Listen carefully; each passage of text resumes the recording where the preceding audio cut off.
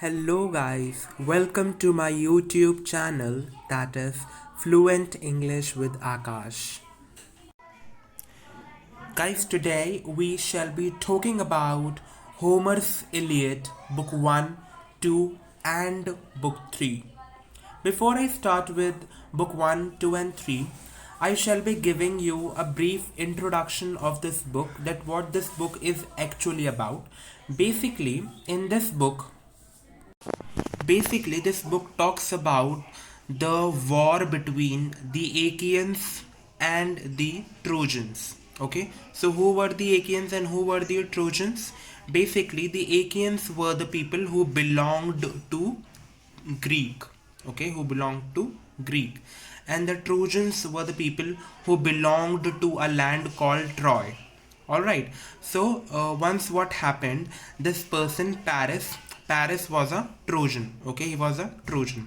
So Paris abducted the wife of King Menelaus, and the name of that girl was Queen Helen. Okay, so Paris abducted Helen, and this is when this war started, and this war went for about 10 years. Okay, so this book has codified all the important events regarding that very war. Okay, so basically Paris, one of the Trojans, he had abducted Helen, the wife of King Menelaus, and for that very reason these two groups started fighting with each other. Okay,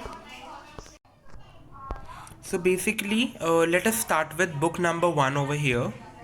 So the narrative begins 9 years after the start of the war. The Achaeans sacked a Trojan allied town and captured two beautiful maidens, Chryseis and Briseis. So now what happened? This person Paris, he had abducted Helen. Okay, and for that very reason, the Achaeans were getting crazy. They were very angry. Okay, and the Achaeans went and sacked a Trojan allied town. Okay, so the Achaeans, the Greeks, okay, so they conquered a Trojan allied town, and over there they captured or they got hold of two beautiful women. One was Chryseis and the other one was Briseis. Okay, so Chryseis was abducted by Agamemnon. Agamemnon was one of the Achaeans. Okay, and Briseis was abducted by Achilles. Achilles was again one of the Achaeans. Okay, and both of them were very brave. Okay, so Agamemnon, he was the commander in chief of the Achaean army, and he conquered Chryseis as his prize.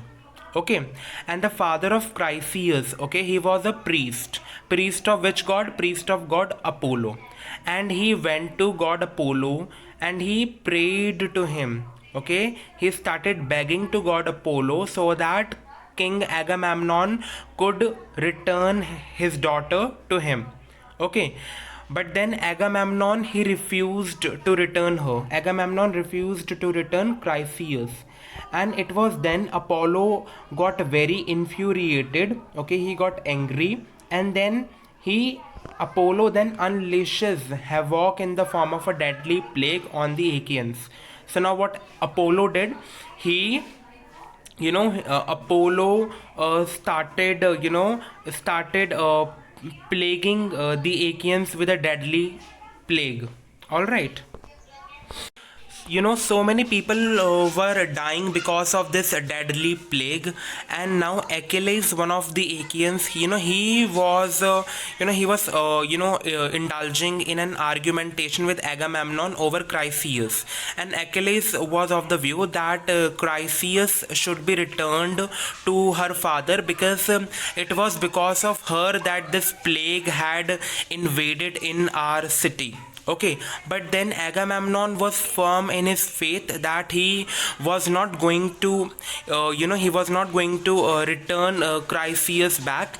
And then if he, if he had to return her back, then he would return her back only on one condition, that he would want the girlfriend or the beloved of Achilles, who was Briseis. Okay, so Agamemnon was ready to return Chryseis, but in place of that, in return of that, he wanted Briseis, who was the war booty of Achilles. Okay, so now what does it show about the male counterpart? It shows that the male, they used to consider women as a kind of commodity. They were commodified. For example, Briseis was abducted by Achilles. Chryseis was abducted by Agamemnon as war booty.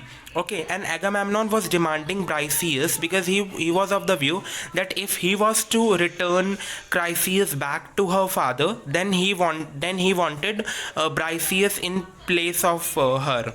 Okay, so this is how they commodified women.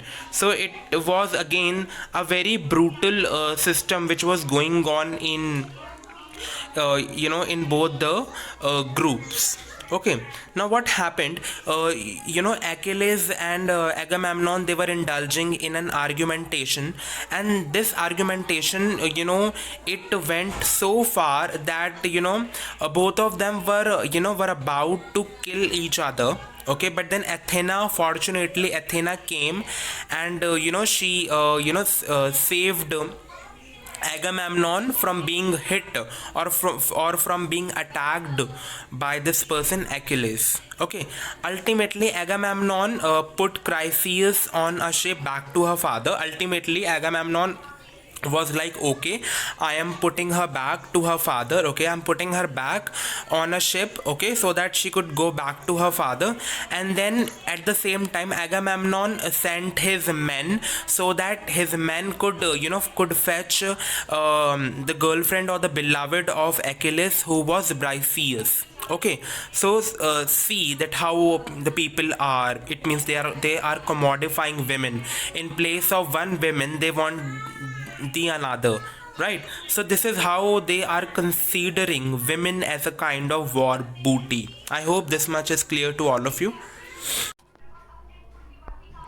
Okay, so let me recapitulate or reiterate what has been taught so far. So basically, I was talking about these two beautiful maidens, Chryseis and Briseis, right? And Agamemnon, he was the commander in chief of the Achaean army, and he had taken hold of this beautiful girl Chryseis, and he was the one who had conquered this girl Chryseis. And the father of Chryseis was very angry, he was very infuriated, and then he was begging to god Apollo, because he was the priest of god Apollo, and he prays to god Apollo so that Agamemnon could return his daughter to him. Okay, now what happens? Agamemnon refuses to return Chryseis, and then Apollo then unleashes havoc in the form of a deadly plague. Now what happens? Apollo got angry at Agamemnon. Why? Because he was not ready to return Chryseis back to her father, right?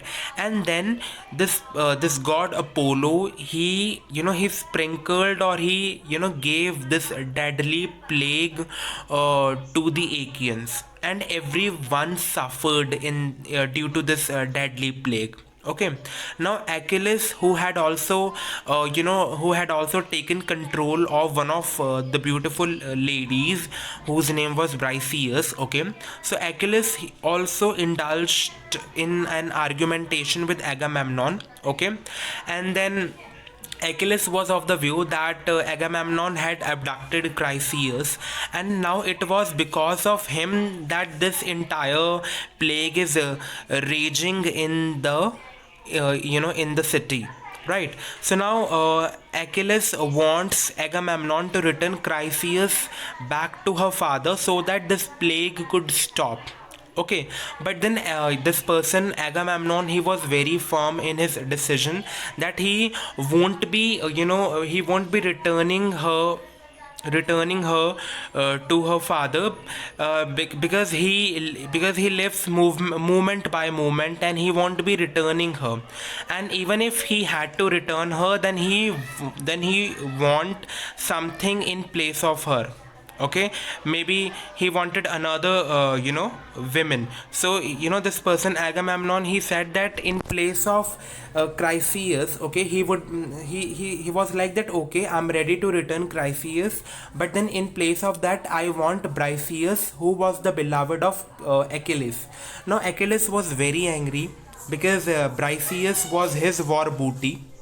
Okay, and he didn't want to share it with anyone. Okay, so now what happens, this person Agamemnon, he gets ready to return Chryseis, and he puts her back on a ship to her father. Okay, and at the same time he sends his men so as to escort Briseis from Achilles' tent. Okay, now what happens, this person Agamemnon, he sends his men so that they could conquer or they could seize Briseis from Achilles' tent. Okay, and now what happens, this person Achilles was very angry. Why? Because his beloved was was taken control his beloved was taken control by this person Agamemnon. And now he goes to his mother, he prays to his mother, and his mother was a sea nymph, and her name was Thetis. Okay, and she goes to god Zeus, right? And she prays to him, she requests this god, so that the god could punish the Achaeans. Why? Because the Achaeans had troubled her son. Okay, and then Thetis, she was a sea nymph and also the mother of Achilles. She got a boon that the Achaeans would never be able to win without Achilles. Basically, what happens, it is very important to note over here that Achilles was the person who was not very patriotic. He was not patriotic enough. He fought in the battlefield, but not because of being patriotic, but he fought in the war because of his personal honor, because of his personal honor, right? So what actually happened, the time his dearest friend Patroclus was killed. So now what happens? This person, Patroclus, he was the dearest friend of Achilles. Okay, and the time Patroclus was assassinated in the battlefield by the Trojans. Okay, so it was then Achilles, went to the battlefield, and it was then he fought. So he was not the one who was moved by patriotism and all. He was the one who was more concerned about his personal honor. Okay, so he didn't fight in the battlefield because of his personal honor. Okay, so he was not patriotic at all. Okay, but then Achilles was one of the most powerful soldiers. Okay, and it was because of him that the Greeks won the war. Not completely, almost everyone contributed towards the victory. But then this person Achilles, he was one of the persons who helped a lot so that the Achaeans could win in the battlefield. So I hope this much is clear to all of you. Let us now move to book number 2. Now let us start with book number 2. So now what happens in this book? So to help the Trojans, so now basically just remember one thing. See, some of the gods are with the Achaeans and some of the gods are with the Trojans. Okay, so gods have divided their support. Okay, and it is solely on the basis of favoritism. Okay, for example, this god Zeus, he likes or the he favors the Trojans, right? So now what happens? Zeus sends a false dream to Agamemnon. So this god Zeus, he sends a false dream to Agamemnon. Okay, and in that dream, Agamemnon sees that he would be able to defeat the Trojans. Okay, and he sees that that if he goes and launches a full scale assault on the walls of the Trojans, okay, if he does so, then he would be able to defeat the Trojans. Okay, basically Zeus had sent a false dream to Agamemnon, okay, so that Agamemnon would never be able to win. But now what happens? The next day, Agamemnon, he gathers his troops, he gathers his soldiers for attack. Okay, but then before leading them for this mission, right? He wanted to check that whether his soldiers were really eager or were really keen to fight. And unfortunately, what happened? All of them decided to go back to Greek. Okay, so nobody was interested to fight from the Achaeans side. Okay, they were very coward. Okay, they were very coward and they were not ready to fight. Now what happened? Everyone was fleeing. Nobody was interested from the Achaean side. Now seeing them fleeing, seeing them going away, Hera, one of the goddesses, she what she did, she goes to Athena and she tells her everything. And now Athena, she sends her telepathy to Odysseus. Odysseus was again one of the Achaeans, okay, and Odysseus admonishes every one of them, and he inspires the army, he instills the army with encouragement, he insults the army, he says that what are you doing, you can't escape from this fight anymore, okay, and he restored confidence in them, right? So now what happened? This person Calchas, okay, Calchas, he interpreted a prophecy. He said that there is a water snake, and this water snake has come to the shore. Okay, he has come to the shore. Basically, what does this prophecy mean? Let us see. Okay, basically, this water snake has come to the shore, and this snake had eaten, this snake had eaten the nest of 9 sparrows, and by this prophecy, Calchas wanted to say that it would take 9 years for the Achaeans to finally overthrow Troy. So it means that the Achaeans would be able to overthrow the Trojans, but then it would take a lot of time. It would take almost 9 years. Okay, and now Odysseus reminds the army that don't flee or don't escape. Okay, be brave, be courageous. Okay, and he reminded them that they would not be abandoning their struggle until the city fell. Okay, Odysseus reminded them that they won't be leaving their weapons until the Trojans actually fell. Now Nestor now encourages Agamemnon. Now what does Nestor do? Nestor is one of the Achaeans, okay, and he goes to Agamemnon and he encourages Agamemnon so that Agamemnon could allow him to take the ships to their town, so that even the common masses, so that even the people of their clan can also help them in fighting with the Achaeans. So let us see a quick revision of book number 2. So what happened? God Zeus, he sends a false dream. He sends a false dream to Agamemnon that Agamemnon would be able to defeat the Trojans. Okay, but then it was a false dream. And Agamemnon, what did he do? He gathered his troop and he checked whether his troops were really eager to fight in the battlefield. And what actually happened? Things didn't turn out the way Agamemnon had thought. On the other hand, the troops of Agamemnon, they started fleeing from their responsibilities, and then Odysseus restores the confidence within them. Okay, and then this person Calchas, he makes a prophecy that there is a water snake, and he has eaten the nest of 9 sparrows, right?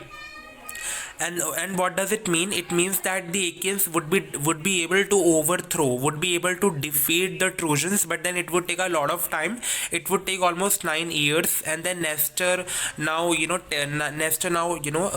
encourages Agamemnon, so that Agamemnon could allow him to take their ships to the city gate, so that the people of their clan can also help them in fighting with the Achaeans. I hope this much is clear to all of you. Now let us move to book number 3.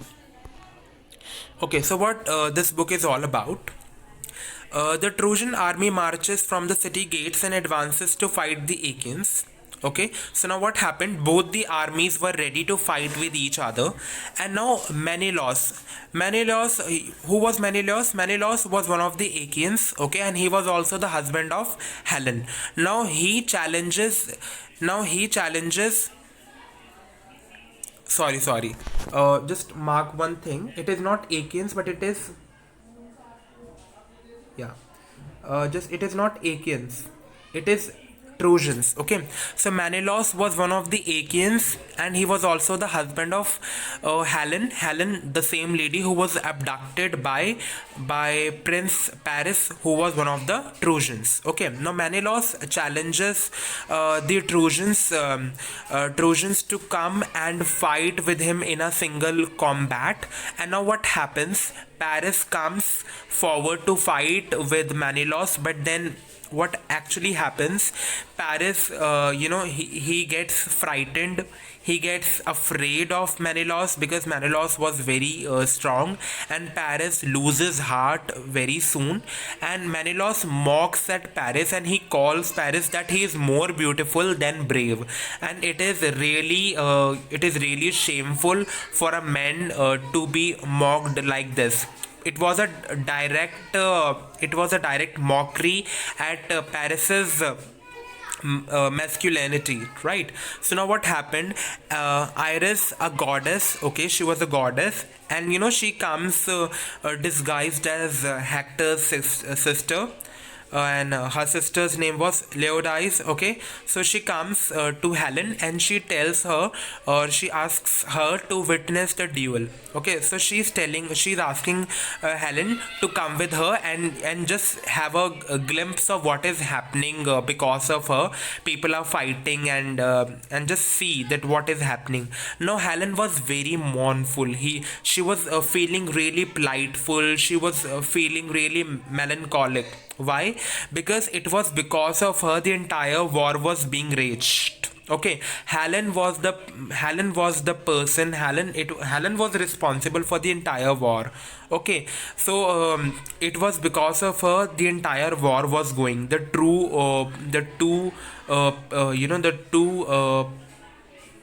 two countries were fighting with each other.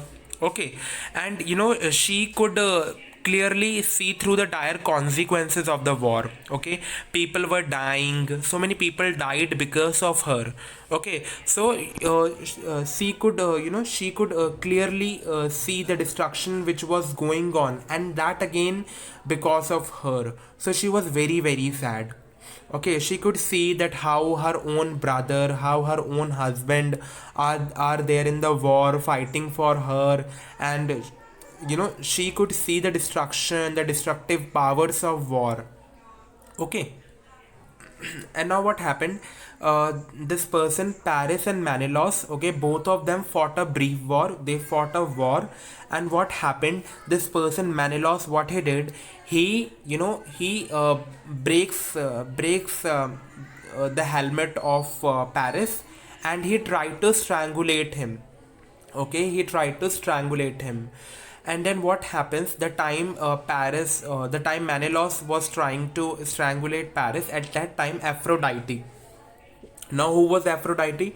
Aphrodite was one of the goddesses, and she was supporting the Trojans. Okay, and she was supporting Paris also, right? So she came, and saved Paris from being strangulated by Menelaus. Now what happened? Everyone wondered that where Paris had gone, and he had disappeared magically. So everyone was wondering that where had he gone. Okay, and now seeing his disappearance, okay, seeing that he had disappeared, people assumed that Paris had lost in this war, and Menelaus is the clear winner. And now what happened? Ultimately, Menelaus was titled as the winner, and Paris again went to his bedchamber with Helen. Now Paris again went to levirate with Helen. Okay, he again went in a sexual intercourse with Helen. He was not the one again. Paris was not the one who was concerned about his country and all. He was again the one who was more concerned about his personal honor and all. And this was the characterization of Paris. Okay, he was not patriotic, but he was rather concerned about his personal honor. Right. So it was book number 3. Let us quickly revise book number 3. In book number 3, we saw that how Menelaus and Paris fought a brief war with each other, and Helen was very plightful. She was feeling really mournful. Why? Because she could clearly see through the dire consequences of war. And now what happens? This person. And now what happens? Menelaus tries to strangulate Paris, but then Aphrodite, one of the goddesses, she comes and saves Paris. And then Paris, he again goes to his bed chamber with Helen, and he indulges in that levitation, or in that sexual intercourse with Helen. So it shows that Paris and Achilles, both of them, were not concerned about their country. They were more concerned about their personal honor. Okay, so this was book number 3. Okay, we discussed book number 1, 2, and 3, and in the upcoming videos I would be discussing the rest of the books as well. I hope I hope you like my video. Okay, so kindly comment, subscribe, and like to my channel. Okay, goodbye.